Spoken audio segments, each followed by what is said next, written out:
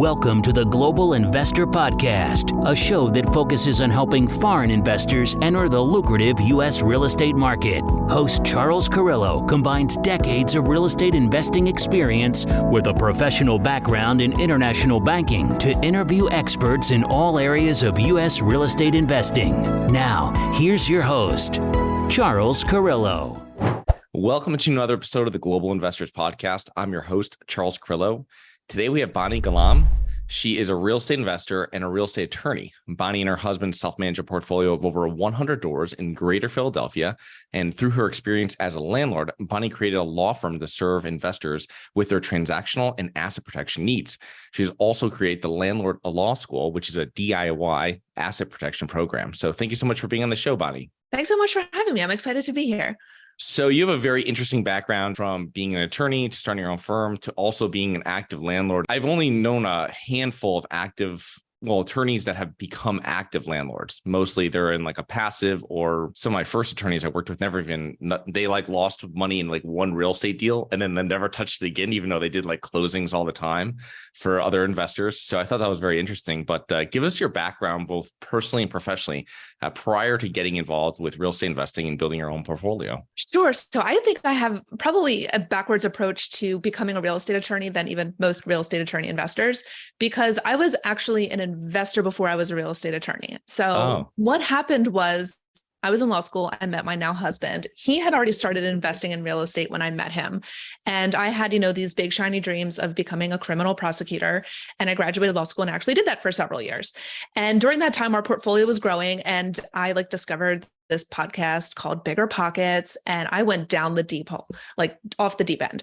And so during that time, I was like, holy crap, I love real estate. I want to get into this business more. And so I started, sticking my nose into things and learning a lot more, going to our closings, going to our meetings with our then real estate attorney. And then something happened where we got sued. And so At that time I was like, wait, what do you mean we're getting sued? I thought we were doing all the right legal things. I'm a lawyer. This should not be happening. And through that process, I realized, holy crap, we only really had a piece of the pie when it comes to truly protecting ourselves. And I need to tell all the other investors about this. And so I hung my shingle about 4 years ago. And through that time, really kind of catered to being the real estate attorney I wanted to have as a real estate investor, and having this holistic approach to understanding transactions, understanding asset protection, understanding landlord tenant law, and then just combining that to have a really secure, streamlined business for not just myself, but also for my clients. Interesting. May I ask, was that something tenant-based, that litigation? No, it was actually contractor-based. And it's something that, it has long been settled at this point. So I'm very open in talking about it, because it was a handyman that we had doing business on one of our properties.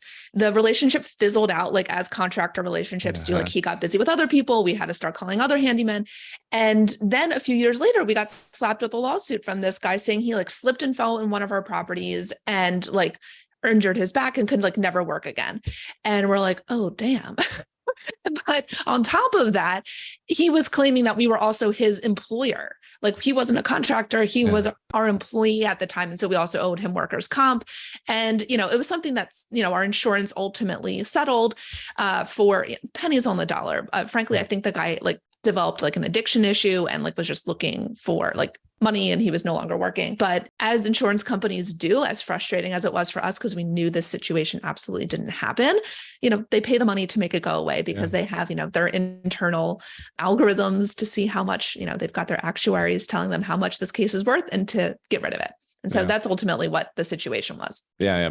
I'm originally from Connecticut. So my first properties were in up north, and they take it could be years before you get a slip and fall or something. And then I understand it's so expensive, so they settle with them, but this just it opens the door for more of these cases, I guess you would say. But if it had happened, people are asking me, this wasn't a tenant. I don't know what they're doing on the property. And I never figured that out decade later. You know what I mean? It's just one of the things is just, and it can happen. And you think, snow's gone, but you're like, no, this can come a year afterwards. So you have to make sure you keep all of your years. Years later.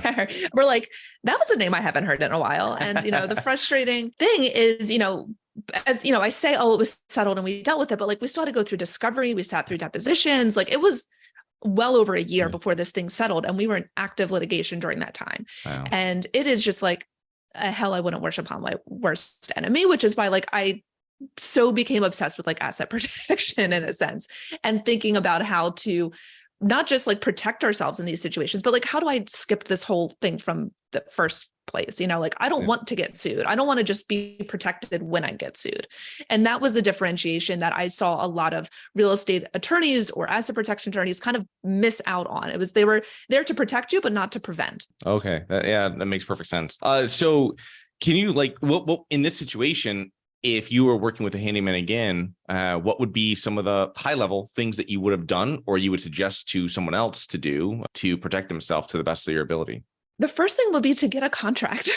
It may sound silly, but like literally put things in writing. Like the biggest problem with this particular lawsuit was that it was a he said, she said. I didn't have something saying he was a contractor. He wasn't operating as like an LLC or anything. He was, Joe Schmo handyman. And so when we were saying he's a contractor and he's like, no, we're an employer, it was like the fingers were crossing. And we didn't ever have anything, even just from the get-go, saying like, you are going to be an independent contractor, you're going to 1099, get 1099s, all of that kind of stuff was just kind of brushed over. Another piece of that, just like thinking about how to work with contractors more safely in general, whether they're a handyman or a roofer or a painter, like whoever you're dealing with, even a property manager, is to get proof of their insurance. It would have been really nice. We assume that people have their own workers' comp, and surprise, surprise, when, things hit the fan and you hear that they don't have workers' comp, it's incredibly frustrating, to say the very least. And so it's great if their truck says licensed and insured. It's great if their contract says licensed and insured. See a copy of that actual insurance. It should be something they have right there in their, padfolio with the rest of their, documents that they want to sign, or, the carbon copy invoice that they're handing over to you. This should be something they have very readily available to send to you. So getting copies of the insurance and getting it in writing. And that may sound silly. Like, of course I have something in writing. They invoiced me, but an invoice is actually not a contract. If you look at the invoices that contractors often give you, especially like those carbon copy type of ones, they don't really have a lot of information on them. It may have a very rough scope of work and maybe a draw schedule of when payments are going to be due. But other than that, they really don't define the relationship, the term of the relationship, who's responsible for insurance, and all those things. Like, now that I'm not a criminal attorney and I'm in the real estate space, I realize are really, really fundamental pieces that you want to have outlined in writing. Yeah, no, that makes perfect sense. Would you ask to be added onto their insurance? I've done that many times with roofers. Definitely add to be. Yeah. Anything going up in elevation, I'm like, you got to be. Is anybody's going up like after 10 roofers, feet? painters, if they're climbing a ladder, if they're getting on scaffolding, you definitely want to be added as an additional insured. And just as an aside, I've seen anecdotally, people will show you insurance and then they'll cancel it. And by adding you as an additional insured, you would be then notified of any sort of cancellation. And sometimes people cancel because they're just changing policies. That's fine. They'll get you added as an additional insured on the new policy, hopefully without you asking, but probably with on prompt. Yeah. And if they're a good contractor, what I found, and the solid ones I've worked with before, is they will suggest it to you. Like in their regular like sales spiel, they'll be like, oh, and we'll add you as and so it should already be there. So if I'm not getting that initially, then you're like, okay, so this is kind of like red flag number one. You know what I mean? Exactly. And I feel like that is, and when I bring it up to my clients, they're like, oh my gosh, like, do I really have to ask them for that? I'm like, first of all, it probably doesn't charge them anything. Like, because most contractors, you can add over a dozen people as additional insured. So even if they've got multiple jobs going on, it shouldn't cost them anything. And it's like a 5-minute phone call to their broker to do this. It's very low overhead in terms of what they need to do in terms of lifting. One last thing you passed over was the workman's comp for handymen. Can you explain, because I've had this discussion before with handymen before, where liability and workman's comp, can you explain what, if it's a single person, like a regular handyman, or if it's a contractor, obviously with other people, where am I requiring workman's comp and, the liability, stuff like this? I like to see workman's comp on everybody. If they are doing this as their work, then I should see workman's comp. It's a little bit different. Like if you've got your buddy coming over, an investor friend who's going to help you, lay tile and or hang some drywall and they put the nail gun through their hand or something terrible. Like that's probably not a workers' comp situation. But if you ever think like, I know personally, I've been in a car accident, or if you've gone to like PT before, they'll ask you like, did this injury happen in a car accident? Did this injury happen on the job? And if someone's going to check that box and say this happened on the job, they're going, that physical therapist, that orthopedist is going to try to submit that claim through their appropriate insurance, because the health insurance isn't going to want to cover it. And so if someone's going to check that box, yes, this happened on the job, you want to see the workers' comp insurance. Yeah. No, I've just had that discussion before, and handymen tell me they don't need it because it's a single person, and I'm telling them they need it, and whole thing. So it's just red flag number 2. So it's just one of those things that I would say that's definitely red flag number 2. So let's talk about, before getting to asset protection, which and legal stuff, which sounds great. Let's talk about you and your husband building a portfolio of 100 plus units. This is awesome. Tell us about like your investment strategy. What does this comprise of? Like what type of size properties, and like how your team kind of give us an overview of your whole operation. Sure. So what we used, what is now called, I suppose, the BRRRR method, back when we got started, was kind of like use expensive money or cash now and then refinance once you've got it, bank ready. Now I think everyone just uses the BRRRR term. And so that's definitely what we're doing. A lot of the properties we were buying at auction, tax auction in Philadelphia, that's something that I feel like is very hard to do right now. One, the properties just aren't moving, but also like we got like an influx of foreign investors, New York City investors. And so it just got a lot more competitive. Like over 10 years ago, Philly was like still borderline a dump that like no one like really wanted to be in. And then it got very investor friendly, not from a landlord tenant perspective, but just from like a cash flow perspective. It was a great place to cash flow. It went through 20 plus years of rapid appreciation. And so we were able to kind of refi and keep pulling money out and buying more properties and pulling more money out and buying more properties for the better part of a decade. In terms of asset class, we largely own small multifamilies. I'd say between 2 and 6 units. I don't think we own anything over 6 units, come to think of it. And we have one commercial building that I like to say was my office house hack. And so we bought an office building so I could have a free office, essentially. When I first started my law firm, you're always thinking like, how do I keep overhead low as a business owner? And we, looked at co-working spaces and we looked at office shares. And I was like, at the end of the day, nothing was cheaper than an office hack. And so that's ultimately what we did. And I love that building. I would love to do some more commercial real estate. Triple net leases are lovely. Having, 7-10 year long leases is lovely, especially because a lot of our units in Philadelphia, they're student rentals. And so they get the crap beaten out of them and they're high turnover. I mean, best case scenario, you get these people for 3 years. And so after that, it's turnovers. And we're in the turnover season right now with, school about to get back in session. Yeah. And I think 3 years is great. If usually what I would find is 1 year, 1 year was I say 3 years is a rarity. We sometimes get that with like grad students who are maybe like a doctoral program, like they just don't have the interest in like bouncing around. Whereas the undergrads, it's like their friends change every 5 minutes. They do study abroad. Some of the school, like Drexel is a school near us. They have a co-op program. So kids leave to do internships 6 months of the year.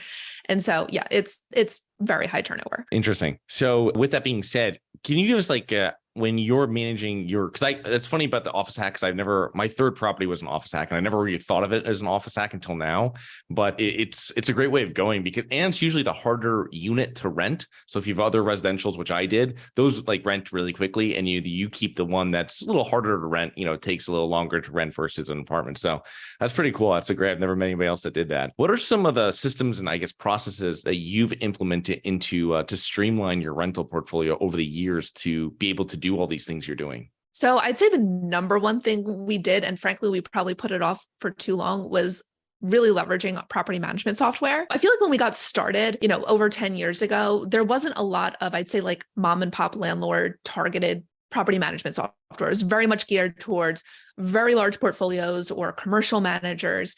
And it wasn't, where you could have the way that a lot of softwares are now, you can have one property in a property management software.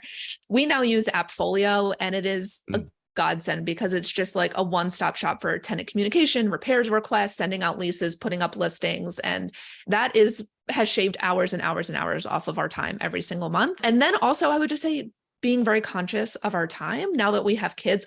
When we first got started, we were in our early 20s. We now have 3 kids. And so time is probably our most valuable resource. And so doing like batching days, like just saying Friday, we call it Finance Friday.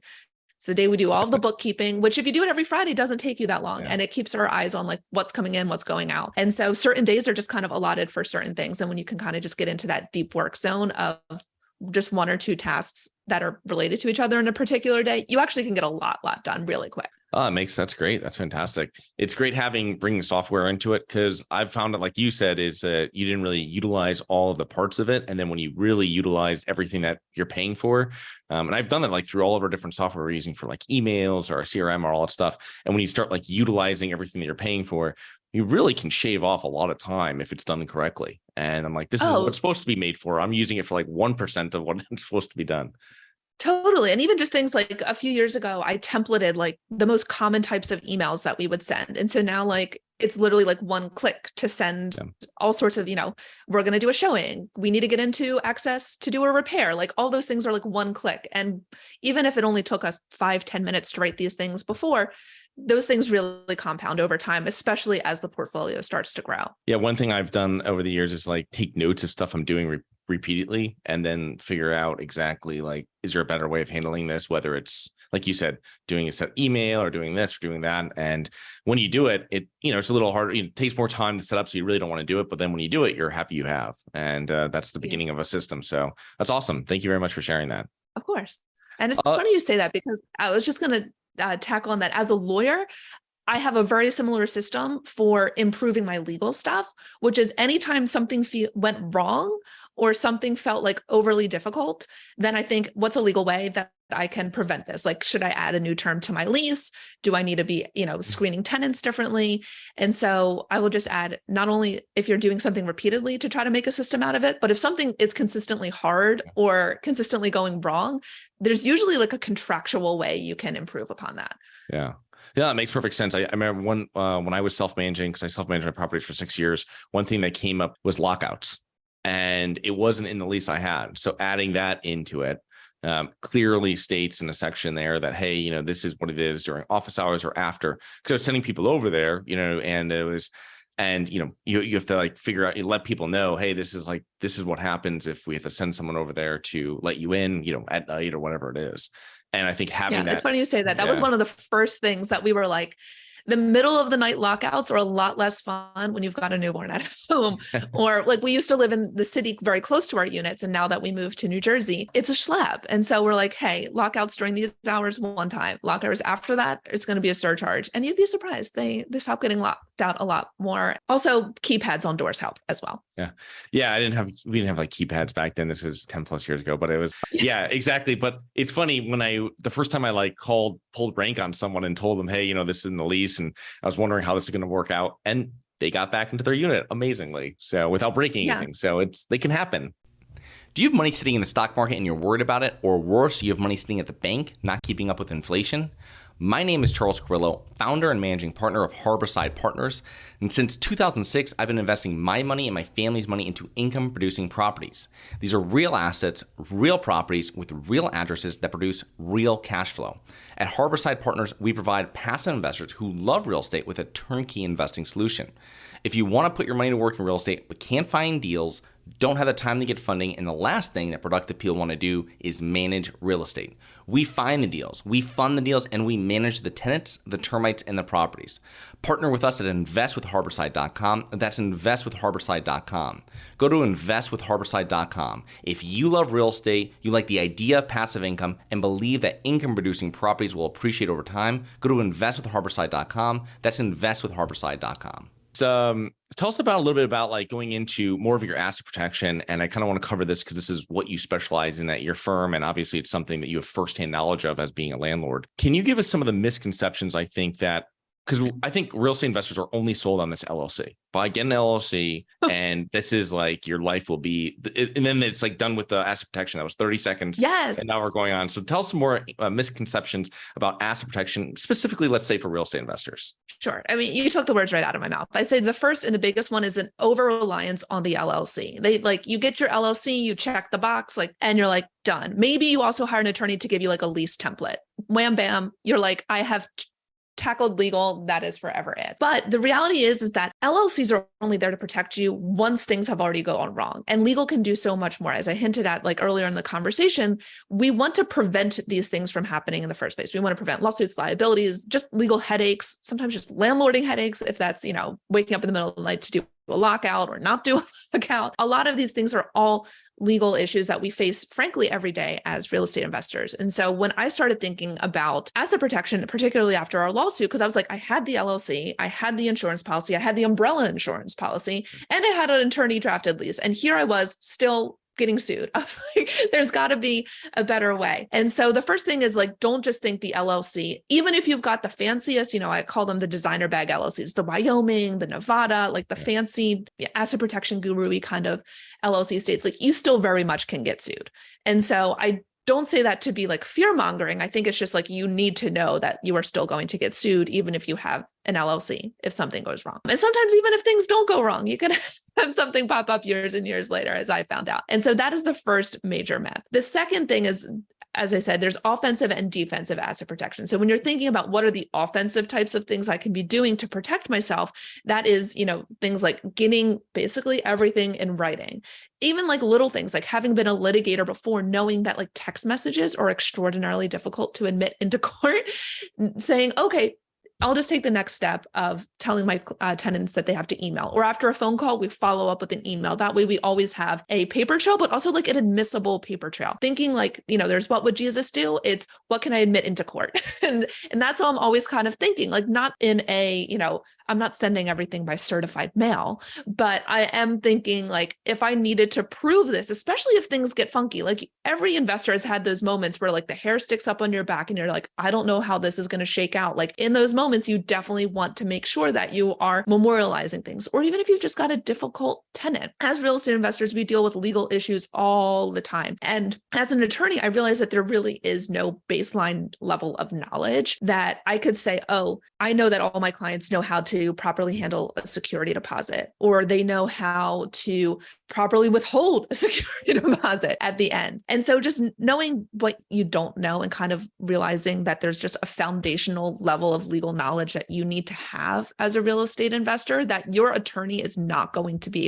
able to step in and hold your hand through all that. One, it's just like not cost effective to call your attorney who's, billing you $350, $400 an hour for, every time your tenant texts you or something. And so just getting those pieces in place, I think is absolutely crucial. What would you say, because you're talking a lot about offensive asset protection and kind of, then you don't really have to go on defensive. What are some of the other, because I guess what I was told by my attorneys about, like, because they talk about all these like privacy states for the LLCs, and they go, well, if it gets sued, you have to, you're going to be the one that's going to, accept that service, and then they're going to amend it and put your name in it. So it doesn't really matter. It's like a privacy thing. It's privacy, which is great. So they can't like find you right off the bat, but it's not like you're going to evade. Right. They're still just going to pass it over to you. Yeah. So, which makes perfect sense. And what are some how are you filling some of the gaps left by the LLC for your investors? Let's say if they're new investors, they don't want to get into like this is their first or second rental property. And then, you put that together with people, no one wants to get financing for their 1 to 4 unit in an LLC because of additional financing. Absolutely. And a lot of my clients come to me very early on as investors. And so they're even like house hacking. They've got an FHA loan. They can't even get the LLC. And so they're like, what do I need to do to protect myself? Totally removing the LLC from the picture. And so whether you've got one or not, I think the next best bang for your buck is insurance. You've got to have not just adequate insurance, but the right types of insurance. And that's a really common mistake I see investors make, especially if it's a property that needs to go under very heavy rehab in some way, whether it's a 203K loan or they're buying something cash, is having the right types of insurance on the property depending on its condition, whether it's going from owner occupant to tenant occupied, whether it's going from under construction to occupied. All of those are different types of insurance classifications. And insurance companies' favorite things to do is to decline your claim. And so if they can find that, oh, you still had this as an owner occupied property because you were house hacking it. Now you've moved out. It's totally tenant occupied, but you didn't let them know because that was going to increase your insurance rate. Right. You've got a problem on your hands. And so I'd make sure you have adequate insurance, and then also umbrella policies. I don't think a lot of people really are utilizing them enough. I think that there's this perception that it's for like the very, very wealthy. Like, oh, what do I need $1 million policy for? I'm not worth $1 million. Well, it's not so much what you're worth. It's also like, what is this claim worth? Yeah. And so thinking about, the basic, slip and fall type of lawsuit is going to be a multiple six-figure type of lawsuit. You want to make sure you've got adequate coverage. And then along those same lines, a very common misconception around asset protection is that the biggest risk in your life is actually the new rental properties that you've just purchased or the flips that you're under contract for. Whereas statistically, the most common lawsuit people have in America are car accidents. And so that you also have to think about, what is my personal life a risk to my real estate? And that's not usually what people think about. They're always thinking, oh my God, someone's going to get hurt on the rental property and I'm going to lose my house. But what if you get in a car accident and you lose your rental property? And so making sure you've got adequate insurance, personal lines of insurance as well, is really important to be able to have that really holistic asset protection that I think most investors are looking for. Yeah. And when you're getting that, the umbrella policies, it's important to notice that, when you're going through you're listing your assets to them and they're making a quote for you and all stuff,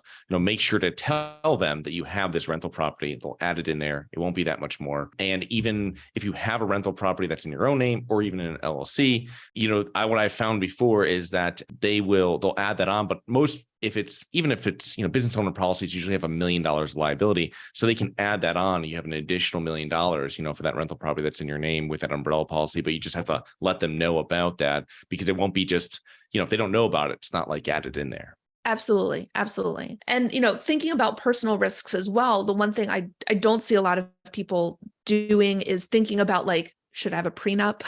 Do I have an estate plan in place? There's a lot of personal, I call them like liability bombs that can happen in your life, like a divorce or even just passing away. I mean, how many of us have purchased estate properties as part of our portfolio? And if we are, we're all after generational wealth, but everyone's liquidating as soon as we die because either they don't know what to do with it or we didn't properly plan for it, either from like a tax or a legal standpoint, then we're not really, hashtag creating generational wealth, are we? We're just liquidating, something that is probably going to disappear in a generation.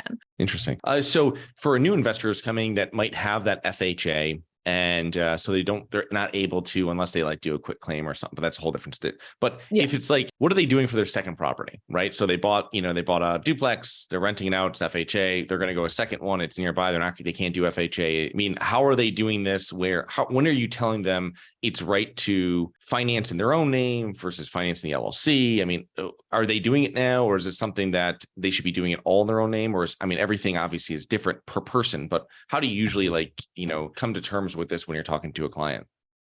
So there's usually a two-part conversation that I will have with them. The first is like, what makes you sleep better at night? Because I never like to project my own risk tolerance to my clients. Some of my clients don't have a single LLC. They buy in cash and they just keep, they never hit an issue with a lender where they've reached some debt to income ratio issue, and they just keep buying and buying and buying. And that's fine.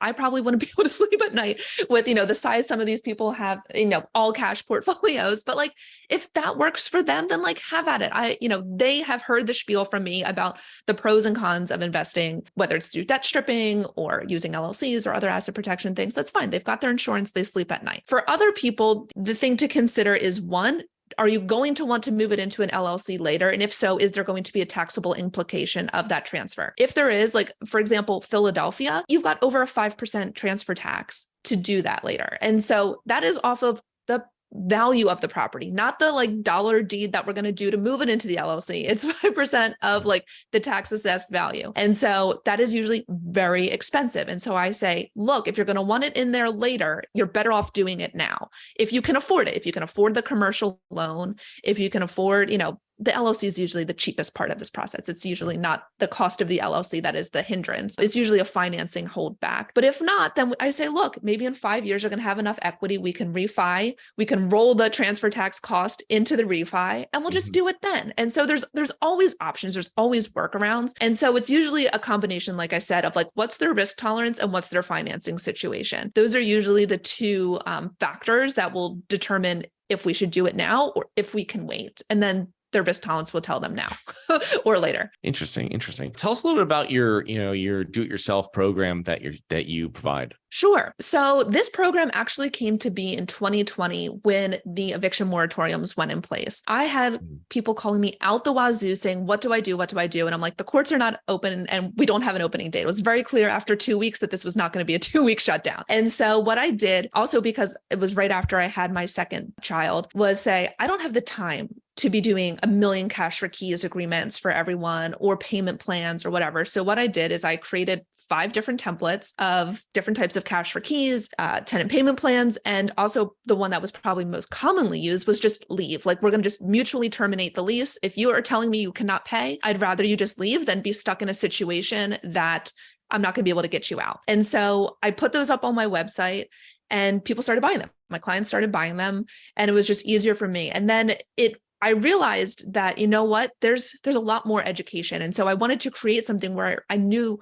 that not just my clients, but investors nationwide would have this baseline level of understanding of like, what are LLCs? Do I need them? How do they work? How do they protect me? What holes do they leave open? When it comes to insurance, what do I need to have in place? What are the loopholes that insurance companies are going to have? And really be able to empower investors to be able to spot their own legal red flags, to be able to do all of those like operational types of really important legal decisions that we do as investors without having to call an attorney. And so it grew to over 25 lessons, over 30 templates inside the program to really just kind of not just have investors protect themselves, but able to just say like, hey, I've got a legit business here. Like, I know I've got my insurance on lock. I know I'm doing my bookkeeping properly. I know I've got all these email templates and contractual templates for you to use on like a fly, like 10 minutes or less, basically plug a template, tenant's name in, put the property's name in, and I just rock and roll with it. And so it has, taken off. It is my pride and joy because I don't take any pleasure when my clients do something wrong. And I started my firm as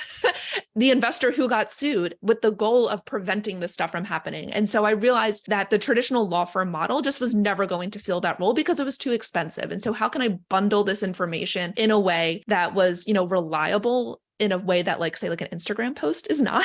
you don't really know where that comes from, and kind of busts a lot of myths and even makes them a smarter client, because a lot of my students are from states that I'm not personally licensed in. And so they're working with other attorneys and they feel like they're smarter. Like they know the right questions to be posing to their attorneys, to their insurance brokers, to their title companies, even just things like I walk through a title commitment. Like a lot of people like, oh, I've got a commitment, I'm covered. I'm like, actually, have you ever looked at the exception page and what does that mean? And what should you be pushing back on sellers if there's issues on a survey or things like that? Because a lot of that stuff is just missed. And I realize a lot of states are not attorney closing states. And so it's just totally getting missed. And so, really leveraging due diligence as an asset protection tool has been one of my favorite things to teach people how to do better. Oh, that's awesome. That's fantastic. So as we're closing up here, Bonnie, can you give us some of the common mistakes, I guess, you see real estate investors make? And this doesn't have to be legal. This can be anything throughout your long experience with working with investors and investing yourself.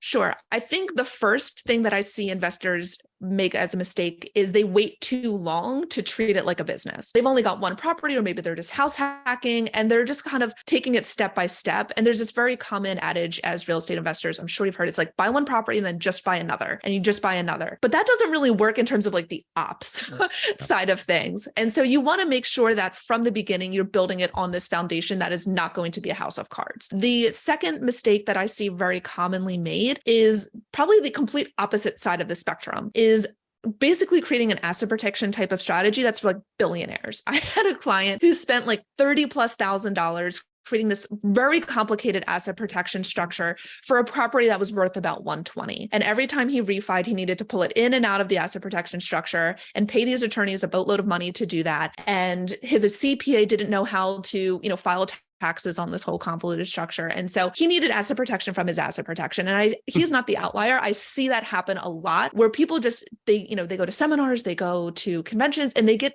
the bejesus scared out of them.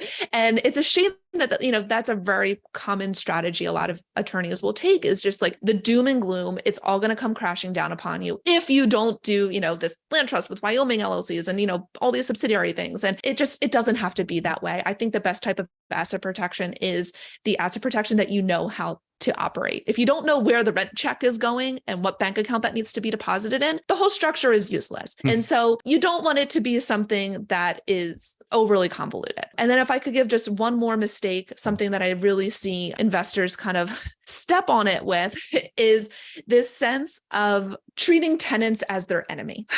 Like they think it's landlord versus tenant. And I am like, you are in this together. And that doesn't mean you become a doormat, because people say, oh, treat your investments like a business. Like every time a tenant wants you to pop up. I'm like, no, really, I want you to treat it like a business because you're doing your taxes properly. Like that's treating it like a business, but really seeing your tenants as other human beings. And I think by allowing you to do that, it allows you to get to really creative solutions. Like I think that's where cash for keys came from. It's like sometimes people would rather get evicted because they don't have anywhere else to go. And if you can then creatively pay them perhaps less than what your holding costs are going to be during the non-payment period or what an attorney is going to charge you for an eviction, then everybody can be on their merry way with each other and actually come out on top. And so I think that when you start looking at things from that like business owner perspective and somewhat like your tenants are a client or a customer, then you actually have a much easier operational process, particularly if you're self-managing investor. Interesting.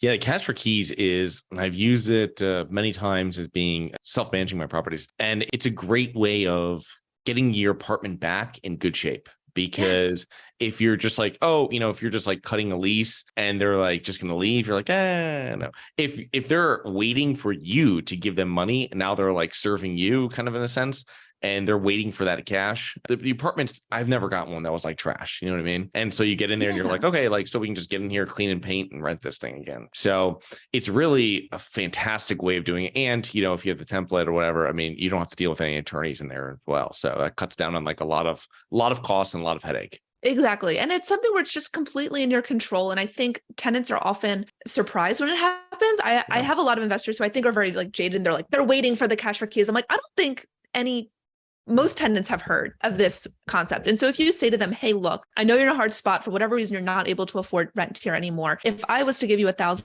if you were able to leave by the end of the month, would that, help you out? They like fall over themselves. They don't even realize that like it's in our best interest as well, because otherwise, I mean, here in, Philadelphia, it could be months before a lockout, and same thing in New Jersey, months before a lockout. And so we're coming out ahead. They feel like they're coming out ahead. Finding those win-win scenarios is something I'm always trying to do, because it's very easy to just like drop the gun, send the notice for the eviction and move on. So I like to make a phone call, then drop the gun for eviction if it looks like it's going nowhere, because you always have that in your back pocket. Yeah. And every time I've done it, I've always asked them what they'll need to like float them over to their next thing or what they're doing to move to whatever. And the amount they give me is always less than what I'm willing to pay. So it's something that, and it's, maybe you give them more, be like, you offer them a little more. Hey, if this is clean and you're actually out by noon on Friday, like you said, then I'll give you this. And then you're like, you're going to walk in there and things going to be like sparkling clean, or just all their stuff's going to be out, which is just cuts down on hassle. So we can get this thing on the market next week. So it's very interesting if you take that approach, because I don't think people know this. They're not like on bigger pockets, your tenants, and like reading over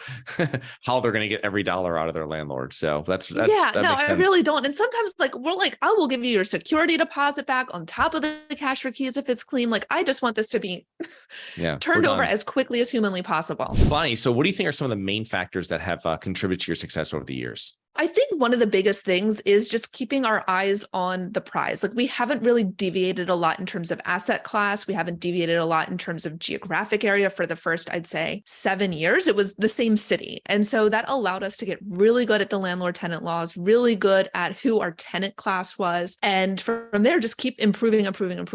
And I see this as a mistake I see a lot of investors make. It's like they start off as both wholesalers and flippers and real estate investors. And it's like, whatever the deal fits is what I'm going to do with it.